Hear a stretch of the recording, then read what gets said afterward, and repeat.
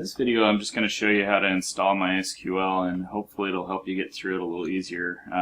It's going to be based just on a Windows 10 installation. Windows 7 will be about the same. If you are on a Mac, you'll just want to follow the instructions and the content on the course content. So it's going to be a little different, but there'll be a lot of similarities, so you might be able to get something from this either way.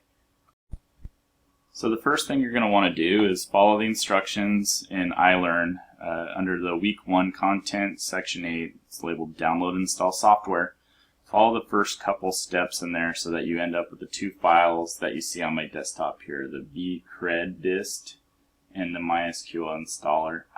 Once you have both of those, then we'll go ahead and continue on. So what we're going to go ahead and do is extract the zip file and drag the two files and just drop them on your desktop.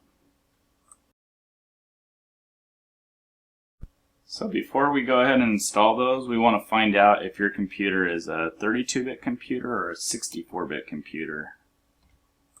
The x86 file is for 32-bit computers and the x64 file is for a 64-bit computer. If you're running a 64-bit computer, you'll need to install both of those files. If you're running a 32-bit computer, you'll only be concerned with the x86 one. In order to find out what you have, the easiest thing is just to go down to the Windows button in the bottom left corner, and we'll go ahead and right-click that, and then click on System. You'll notice here that I have a 64-bit computer. If you have a 32-bit, it'll say 32-bit there. If you are on Windows 7, you can definitely go ahead and just follow the directions here, and it'll show you how to bring up that window in Windows 7 in order to see which one you have.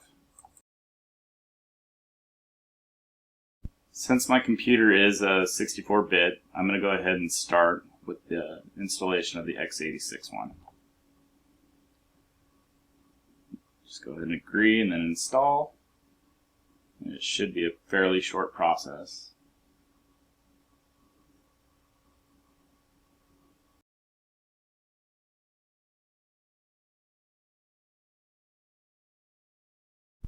It'll say set up successfully. You just click OK, and then we'll just install the next one the exact same way, the x64. Again, if you're on a 32-bit computer, you will not need to install the x64 one. Also, you might come up with a screen that says repair, install, or modify. If that screen does pop up, what that means is that you've actually already got it installed and you can just cancel out of it and you won't need to install it again.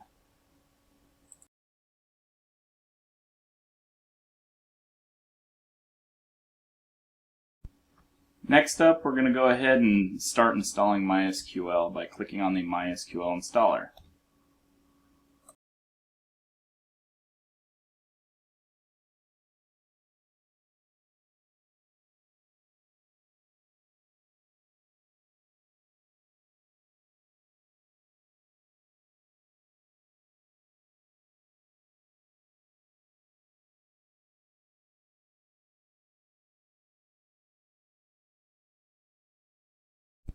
Just go ahead and click on the accept the license terms and click next.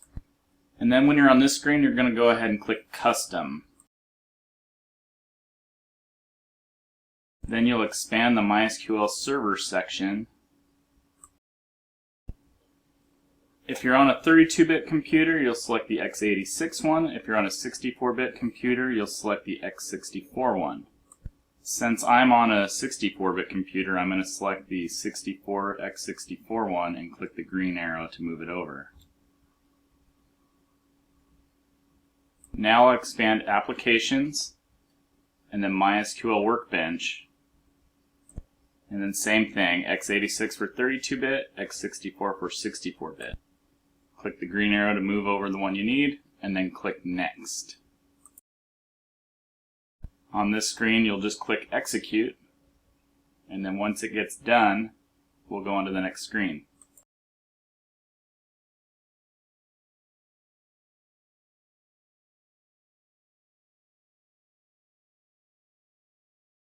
Then you'll just click Next, and then Next again to configure.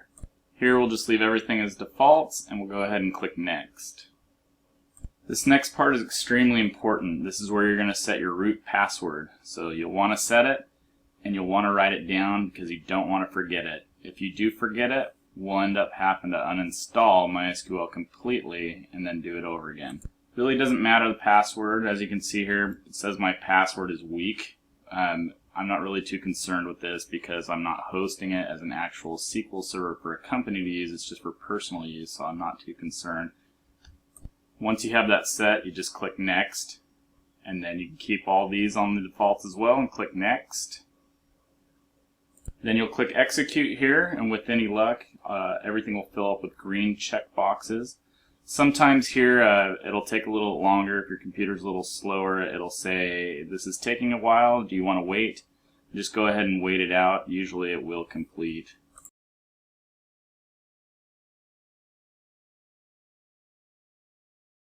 Once all the green checks are there, go ahead and click Finish. Then here you'll just click Next, and then you'll keep everything checked and click Finish.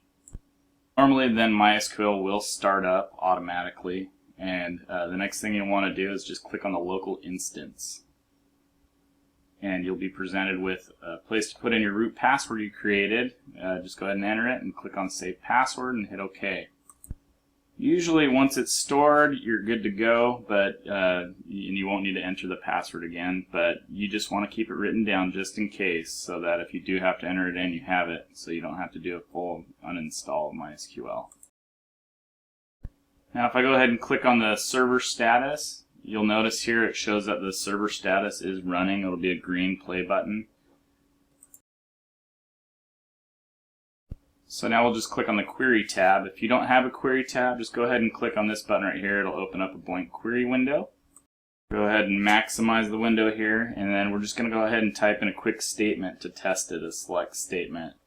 And just type in it exactly how I'm typing it in here. So select, single quote, I am connected to the local server, single quote, and then enter down from space dual, and then a semicolon. And go ahead and click the lightning bolt, and if you see the action output below and you see the information where it says I'm connected to a local server, then congratulations, you have successfully installed MySQL, and hopefully you should be good to go. Hopefully this video has helped. Thanks. Bye.